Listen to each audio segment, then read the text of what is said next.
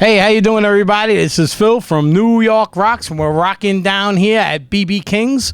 We're here with Wishbone Ash, but also the lead singer and one of the members from the band here, Martin Turner, right? That's correct, yeah. There you go. Yeah. Okay. I mean, I should just explain, there are two versions of the band, you know? Right. There's the one that calls themselves Wishbone Ash, and then we're known as Martin Turner's Wishbone Ash. Okay. So, yeah, just for... But you're one of the original members, right? I am, yeah.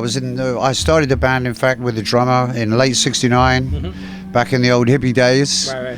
And, Did it start out as Wishbone Ash? yep.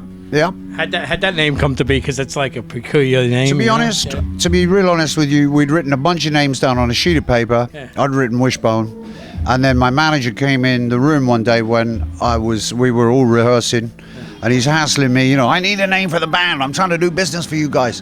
So I said, okay, name like, you know, we're trying to rehearse. You know, here you go, Wishbone Ash, ba-boom. And I mean, there's some crazy names written on there. Like one of those suggestions was Marty Mortician and the Coffinettes. There was another one that our manager came up with, which was Jesus Duck. That's based on the two most famous people in the history of the world ever, being Jesus Christ and Donald Duck. Right.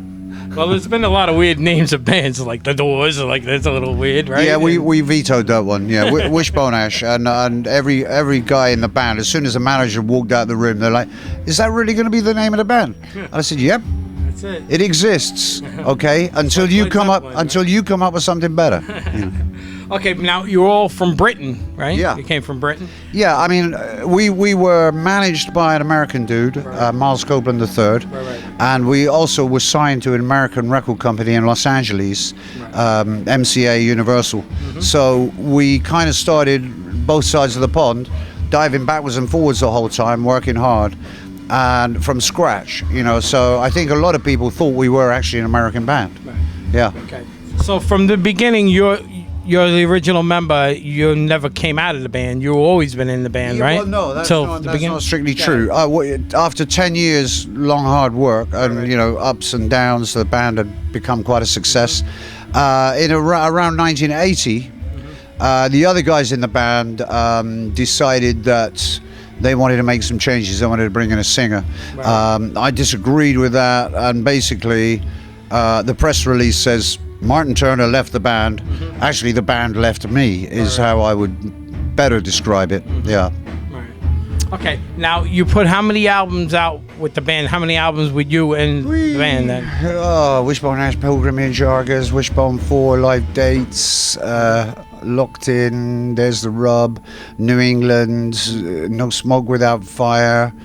There's one I've forgotten, and Just Testing. I mean, that was during the 70s. Right. Live Dates 2 as well. So there were a lot of albums went out. Right. We then reformed the band, the original band, in about 89 for like a reunion, 3 years, 89, 1991, and did 3 more albums. Right. Probably a bit early, I would say, to do that, because it was all the 80s, you know, puffy shirts and dance music and disco and drum machines and everyone, you know. Timing means a lot in this business. Yeah, and I think if we'd left it another 10 years maybe and reunited, then it would have been better. But it is what it is. Yeah, easy to, and you know, that's the way it was. Okay. Now talk about the guitar, because you also play the guitar too, right? I'm a bass player, but I mean I do play guitar as well. Okay. You know. All right. Now they said years ago that there was 2 guitarists in the band. It was like a revolutionary. It was kind of known for Wishbone Ash, mainly known for its harmony guitar, if you like. A lot of the music was pretty melodic, and early on we hit on this thing. I mean, because I've been brought up on classical music, you know, Russian, like Shostakovich, Tchaikovsky, Rachmaninoff, and that influence was quite strong in me. So I would sing these kind of pseudo-classical melodies that sometimes we use them as vocal, but we found if we transposed the melody onto a guitar and then sang a harmony, that the other guy would learn that one, you know, and it gave you a very powerful melodic sound that you normally wouldn't write if you were writing it on a guitar. a bit of a process to go through, Right. but we recognized, and so did everyone else, I think, that it was what they now call today a signature sound, you know. So we used it ad nauseum, you know. Now, playing bass guitar, you've been playing bass for how long? Let's say since you were a kid. And is that the only instrument you play, or you play other instruments though? No, I would describe myself as a creative person more so than a musician. I'm not a muso. I'm not out trying to be the fastest guitar player in the West, you know. Right. So I can pick up pretty much anything, you know, harmonica or a guitar or a keyboard or a cabasa, and get it to do some music, you know, and sing as well. So that's the way I see myself. Yeah. What were some of your influences in the music and like bass players, let's say? Well, I already mentioned classical music. There were a lot of guys around in the 60s when I was doing my kind of apprenticeship, as I call it, playing covers. You know, I started gigging in 62. So the obvious ones would be the Beatles and the Stones. You look good. You know? You look good. 62. And then Still rocking. Yeah, I got into the whole blues thing, you know, Howlin' Wolf and BB King even, and there were like Bob Dylan, people like that. But there were some bands that I was quite fond of. There was a band called the Mersey Beats, who I don't think were that well known here. They probably had 1 or 2 hit singles in England. They had a guitar that I really liked, which is the guitar that I ended up buying 10 years later, a Gibson Thunderbird, and I just fits with me. I was like, I hope it's Gibson, because I am doing some things with Gibson right now. I know you mentioned, cool. yeah. They I mean, iconic guitars. You still play that guitar? I do, yeah. Right now. Well, it's bass guitar, so you kind of. Yeah, right now I'm using an Epiphone copy, which is very, very similar indeed, and costs a tenth of the price, you know, and it works. It works. Is it lighter or heavier than I heard the Les Paul's? You know, very compared with the Les Paul. No, if you play a Les Paul, you usually need to see a chiropractor or an osteopath the next day after the gig, because those things are heavy duty. Yeah. Okay, so you're playing tonight. What are you going to be playing? You got some new music? Are you working on new music now? Not really, to be honest. I mean, I've just moved my studio up. It's a logistical problem when my guitar players are up in the north of the country. I'm down south, and it's a real hassle to get together. So finally this year, I've moved my whole setup up to my manager's place, who happens to live right in the middle between them and me. And we're going to. Where's that now? That would be around Milton Keynes in England. In England. Yeah. Oh, okay. So we're going to start doing some recording. We've done a lot of live work, but we got some catching up to do on the recording front. So far, what we've been doing is playing old hippie music from the 70s. For all those albums, all the folks out there, I mean, that's what they want to hear, basically. And we'll start slipping in some new stuff soon. Now talk about the lineup for tonight. Who's going to be playing with you guys tonight, so the people out there know who's in the band now? You know? Oh, you talking about the different bands that are on? Like who's playing tonight? Who's in the band version tonight? These guys that have just started up. These are called Sons of Hippies. Right. They got a daughter out there as well, I notice. And they come from Sarasota in Florida, where I just flew up from the other day because I visit there all the time. They're a good little band, you know, young punks, only 3 of them. And then Nectar are on, British guys, but I think a couple of them live here, and one of them's from Germany. There's Daniel, and then us. And I've got a big guy to the right of me who is Ray Hatfield. Lovely guitar player. His nickname is the Beer Hunter. Beer Hunter. Yeah. And then behind me. Thirsty. Yeah, he is. Behind me, I got a guy called Dave Wagstaff who plays the drums. He's pretty laid back, you know. He looks like he's been around. Yeah, He's played in a few bands. Great shape though. You know? Yeah.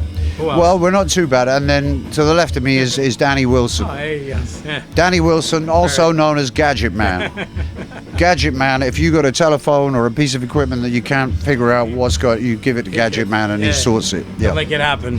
He's a good man, yeah. They're very funny guys, all of them. Okay. We have a lot of fun on the road, and you know, it has to be that way, really. It's the only way you can function. Okay. Yeah. And you're going to play how many songs you think tonight? Ooh, I didn't count them. Let me count them. 1, 2, 3, 4, 5. Probably about 10. 10 or 12 maybe. It varies night to night depending on what time the curfew is. Don't go beyond 11:30 or else we get a penalty. So, you know, and if everyone else is on time, because we're the last act on, if it's running late, then we're going to start. We had to lose 3 tunes last night. Yeah, headline.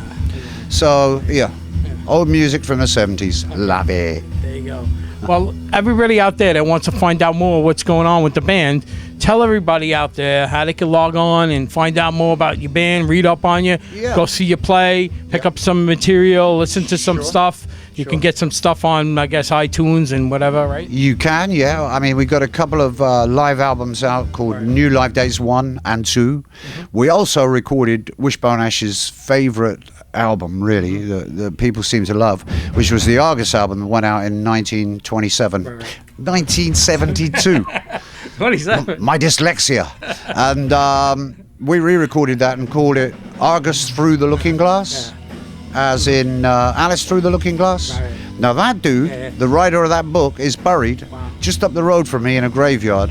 So I pass his grave now and again, and I had a word with him and said, It ain't like the guy in the parking lot. They found the king in the parking lot. No, not quite.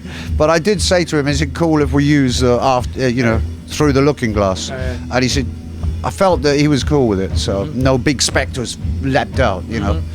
So where was I? The website, yeah. Our website is Wishbone Ash, one word, .co.uk. And I've also written a book. Would you believe? Oh yeah. I don't just write songs. I've written a book. It took me 2 years. It's called No Easy Road.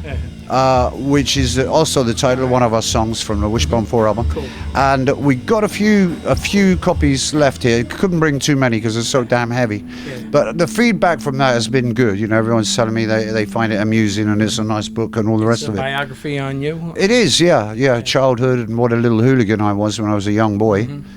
Yeah. What put you into music? I guess you got bitten by the Beatles. Well, if you did the stuff that I was doing back in the late 50s, early 60s, you'd have an armed response unit out now. I was born in the 70s. We partied, but these guys even partied more than us. We used to make bombs and stuff. We were fascinated by explosives and stuff like that, you know. So you just can't do that anymore, really. All right, well, I want to thank you for the great interview, and I want you the best of luck tonight, and you're going to rock it out. Yep. And we're reporting live over here at BB KING's. We're going to rock out with Wishbone Ash. You're watching New York Rocks. Who rocks better than us? Nobody rocks like New York rocks. New York. We rock the best, don't we? Oh, absolutely. There you go, man. Yep. All right, peace out, everybody.